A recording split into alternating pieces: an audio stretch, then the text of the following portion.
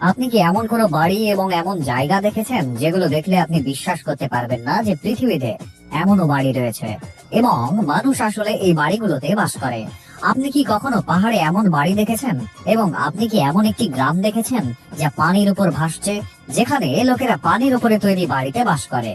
বিশ্বের বিষয়ের আজকের এই ভিডিওতে আমরা আপনাকে বিশ্বের 15টি এমন কিছু জায়গার কথা বলবো যেগুলো দেখার পর আপনি বিশ্বাস করতে পারবেন না যে এমন জায়গায় মানুষ বাস করে।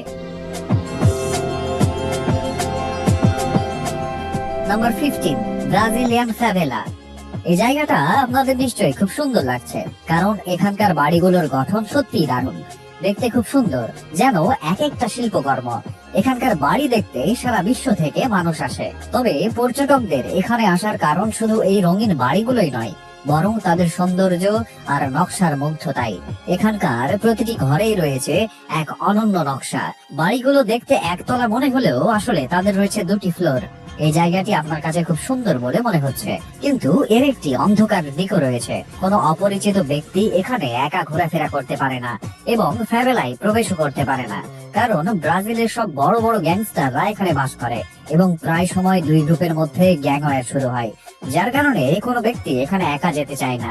তবে এখানকার গাইডের সাথে গেলে আপনার কোনো ক্ষতি হবে না। এছাড়াও ফ্যাভেলাটি এমন একটি জায়গায় যেখানে প্রতি বছর বর্ষাকালে বিপদ বাড়ে, কারণ সমুদ্র থেকে আসা প্রবল বাতাস তাদের সাথে প্রবল বৃষ্টি নিয়ে আসে, যার কারণে এখানে ভূমিধসের ঝুঁকি বেড়েছে। সেজন্য সরকারের পক্ষ থেকে এখানে বড় সাইরেন লাগানো হয়েছে। Number 14, Sealand. এটি আপনার কাছে একটি ছোট ব্রিজের অংশ বলে মনে হতে পারে, কিন্তু বাস্তবে এটি একটি দেশ। এখানে যেতে আপনার একটি পাসপোর্ট প্রয়োজন এবং এই দেশের নিজস্ব মুদ্রাও রয়েছে।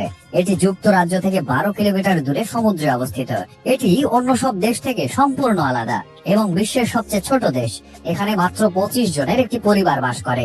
এই জায়গাটি ইংল্যান্ড দ্বিতীয় বিশ্বযুদ্ধের সময় এখানে তাদের বিমান অবতরণ করার জন্য তৈরি করেছিল।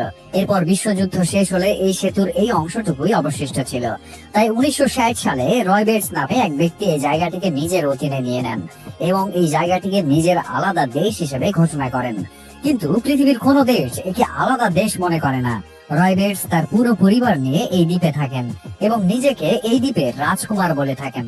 যদি এই দ্বীপে আপনি ভ্রমণ করতে চান, তবে আপনার একটি পাসপোর্ট লাগবে, যা রয় বেটস নিজেই জারি করেন।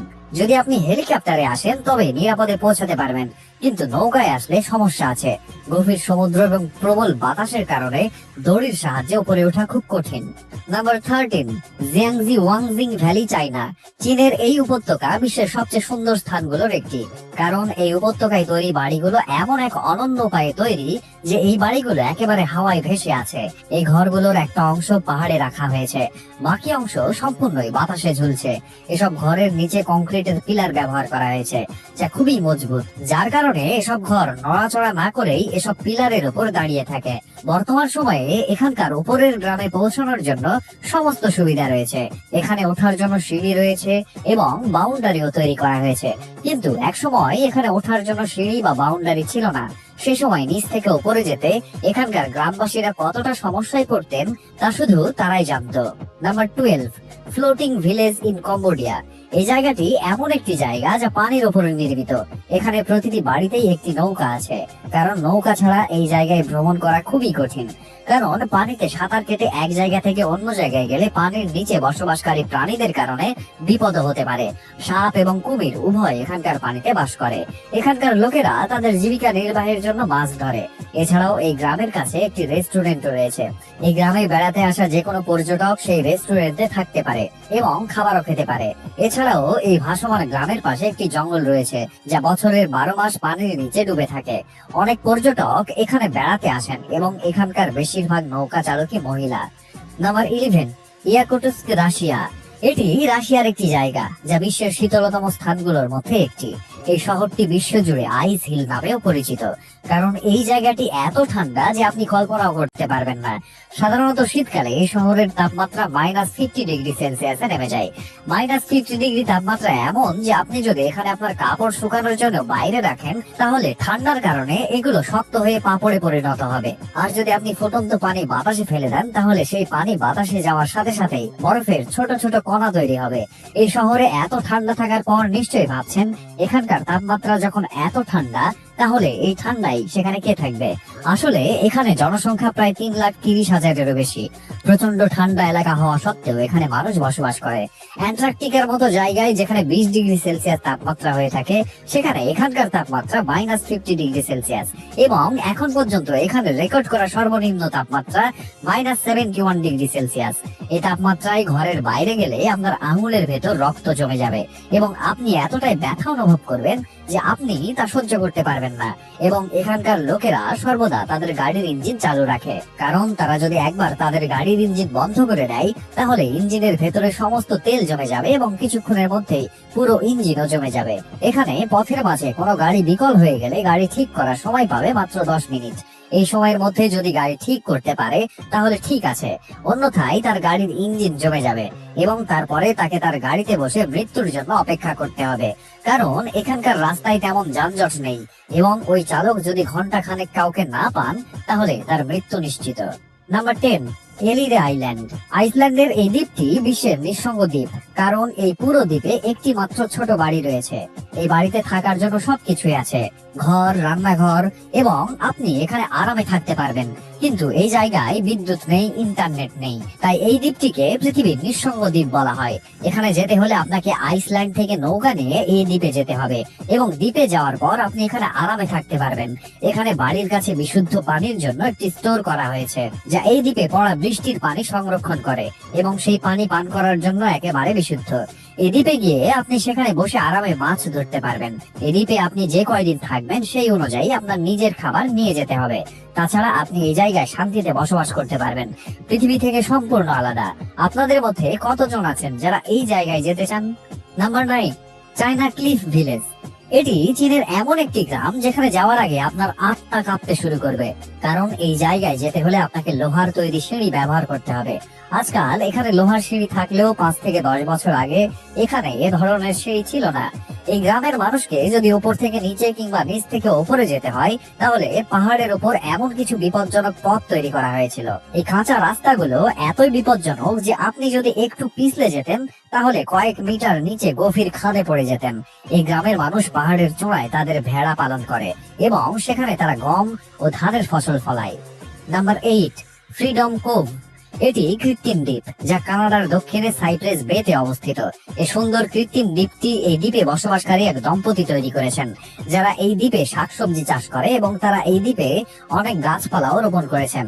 তারা তাদের নিজস্ব দ্বীপে তাদের খাবারের জন্য শাকসবজি চাষ করেন এবং যদি তাদের শহর থেকে কিছু কিনতে যেতে হয় তবে তারা কাছাকাছি শহরের সব থেকে কেনাকাটা করে। এই দ্বীপটিকে তারা 1991 সালে তৈরি করা শুরু করেছিলেন। তারপরে দ্বীপটি সম্পূর্ণ হতে তাদের 2 বছর সময় লেগেছিল। Number 7, hanging temple of Hengshan. চীনের এই ঝুলন্ত মন্দিরটি মাটি থেকে 246 ফুট উচ্চতায় অবস্থিত। এই মন্দিরের সামান্য অংশই পাহাড়ের চূড়ায় রয়েছে এবং মন্দিরের বাকি অংশ এই কাঠের স্তম্ভের উপর টিকে আছে। পাহাড়ের উপর এখন পর্যন্ত যতগুলো বাড়ি তৈরি দেখেছেন সেখানে কংক্রিটের পিলার ব্যবহার করা হয়েছে, কিন্তু চীনের এই ঝুলন্ত মন্দিরে শুধুমাত্র কাঠের স্তম্ভ ব্যবহার করা হয়েছে এবং এই মন্দিরগুলো আজকের নয়, 1400 বছর আগে নির্মিত। 1400 বছর আগে এখানকার ইঞ্জিনিয়ারিংও ছিল বেশ আশ্চর্যজনক। প্রতি বছর লক্ষাধিক মানুষ এই মন্দিরে যান। Number 6, reactor rotation house. আপনি কি আপনার জীবনে এমন কোন বাড়ি দেখেছেন যেটি একটি স্তম্ভের উপর নির্মিত এবং এই বাড়িটিও বাতাসের সাথে সাথে ঘুরতে থাকে? যত বেগে বাতাস বইবে তত দ্রুত এই বাড়ি বাতাসে ঘুরবে। এটি সম্পূর্ণ কাঁচ এবং কাঠের তৈরি এবং এমন নয় যে এই বাড়িটি তৈরি করার সময় এই স্তম্ভটি মাটিতে পুঁতে রাখা হয়েছে। আসলে এই স্তম্ভ তৈরির আগে এখানে ভিত্তি তৈরি করা হয়েছিল। এরপর এই স্তম্ভের উপরে এমন ভাবে ঘর তৈরি করা শুরু হয়। প্রথমে এই স্তম্ভের উপরে একটি ছোট বক্স তৈরি করা হয় এবং পরে ধাতব রড ব্যবহার করে এভাবে তৈরি করা হয়। এই বাড়ির নির্মাণ কাজ 2016 সালে শুরু হয়েছিল এবং 2018 সালে এটি সম্পন্ন হয়েছিল। Number 5, Makoko Africa. এটি আফ্রিকার এমন একটি এলাকা যেখানে আপনি কখনোই যেতে চাইবেন না, কারণ এখানে যে পানির উপর বাড়িগুলো তৈরি করা হয়েছে এটি কোনো ফ্রেশ পানি নয়, বরং খুবই নোংরা পানি। এই নোংরা পানির উপরে ঘর বাড়ি বানিয়ে এভাবে বাস করছে এসব মানুষ। মাকাকো আফ্রিকার সবচেয়ে বিরল স্থানগুলোর মধ্যে একটি, যা নাইজেরিয়ার লাগোসে অবস্থিত। আর এই কুড়ে ঘরগুলো দেখে মনে করবেন না যে এখানে খুব বেশি মানুষ বসবাস করে না। এই ছোট জায়গায় লক্ষাধিক লোকের বাস, যারা নৌকায় চড়ে মাছ শিকার করে তাদের জীবিকা নির্বাহ করে। আর তাছাড়া এখানে শিশুদের লেখাপড়া করার মতো কোনো স্কুল বা চিকিৎসা করার মতো কোনো হাসপাতাল নেই। এমনকি এখানে কেউ অসুস্থ হলেও তাকে সুস্থ করার জন্য শহরের হাসপাতালে নিয়ে যেতে হয়। আর এই নোংরা পানির কারণে বেশিরভাগ মানুষ অসুস্থ হয়ে পড়ছে। নাম্বার 4, জিদা রিভার হাউস। এই বাড়িটি দেখার পর আপনাদের মধ্যে যে কেউ এই জায়গায় যেতে চাইবেন। এই বাড়িটি এমন একটি জায়গায় যার চারপাশে নদীর পানি প্রবাহিত হয়। এই বাড়িটি পর্যটকদের আকৃষ্ট করার জন্য এখানে তৈরি করা হয়েছিল, কারণ অনেক পর্যটক এখানে এই নদীতে সাঁতার কাটতে আসেন এবং সাঁতার কাটতে গিয়ে ক্লান্ত হয়ে পড়লে তারা এই বাড়িতে গিয়ে বিশ্রাম নিতে পারে। প্রাথমিকভাবে এখানে একটি বাড়ি নির্মাণ করা হলেও পর্যটকদের সংখ্যা বাড়ার সঙ্গে সঙ্গে এসব বাড়ির সংখ্যাও বেড়েছে। মাঝে মাঝে এই বাড়িগুলো নদীর পানিতে ভেসে যায়, কারণ নদীর স্রোত বাড়লে নদীর পানির উচ্চতাও বেড়ে যায়, যার কারণে অনেক সময় এই বাড়িগুলো পানিতে ভেসে যায়। Number 3, mount Fanjing. এই দুটি পাহাড় যার শীর্ষে বুদ্ধের দুটি মন্দির রয়েছে এবং এই মন্দিরগুলোর মাঝখানে একটি ছোট সিঁড়িও তৈরি করা হয়েছে। আপনি এই দুটি পাহাড়ে আরোহণ করার সাথে সাথে নিচের অতল গহ্বর আরো গভীর দেখাবে। আর কিছুক্ষণ পর যখন আপনি এই পাহাড়ের চূড়ায় পৌঁছাবেন তখন আপনার পা কাঁপতে শুরু করবে, কারণ এখান থেকে সব পাহাড়ের উচ্চতা অনেক বেশি হয়ে যায়। অনেক সময় মানুষ ভয়ে এই পাহাড়ে উঠতেও চায় না, শুধু তারাই এখানে যায় যারা উচ্চতাকে ভয় পায় না। Number 2, train running through a sky scraper.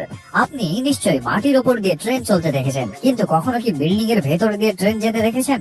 চীনের এই ট্রেন ট্র্যাকটি একটি আকাশচুম্বী ভবনের মধ্যে দিয়ে যায় এবং এই ভবনের ভেতরে রয়েছে মানুষের অ্যাপার্টমেন্ট।